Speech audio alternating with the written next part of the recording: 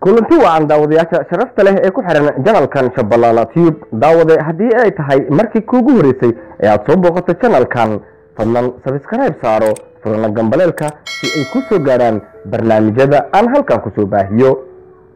fanaanka caanka ah ee ku caan baxay dhanka dhaantada Cabdi Dhaanto ayay markaan fadeexad xun soo wajahday taasoo ah inuu iscadeeyo fanaanka midibkiisina bedelay fanaanka Cabdi Dhaanto oo barihii ugu dambeeyay ay xurguf dagaal oo xoogan ay kala dhaxaysay fanaaniin caan ah oo ku sugan magaalada Muqdisho sida Nimcaan Hilaac iyo waliba Wasiirad Khadiijo fanaankan ayaa waxa la sheegay inuu cabsi daraadeed ugu cararay magaalada Muqdisho isagoo ka cabsanaya Wasiirad Khadiijo in ay xeeto amba ay waxyeeleyso fanaanka oo hadda ku sugan magaalada Nairobi ayaa soo bandhigay muuqaal ay jeclaysan dadka taageera iyo bulshada Soomaaliyeed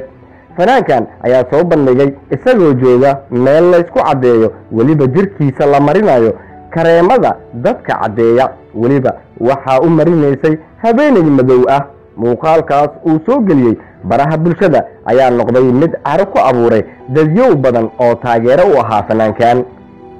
Cabdi Dhaanto oo kamid ahaa fanaaniin lagu xaman jiray inay jirkooda bedeleen amba ay iscadeeyaan ayay markaan ku cadaatay inuu fanaanka iscadeeyo sakigii ay ka qabeenna dadweynaha waxa uu noqday mid run ah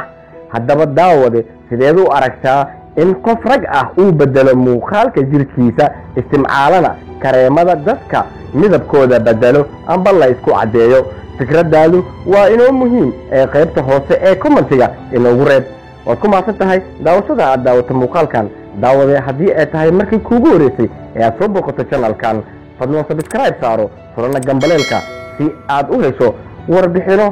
iyo barnaamijyo iyo wararka degdega ah ee aan halkan ku soo baahiyo mahadsanid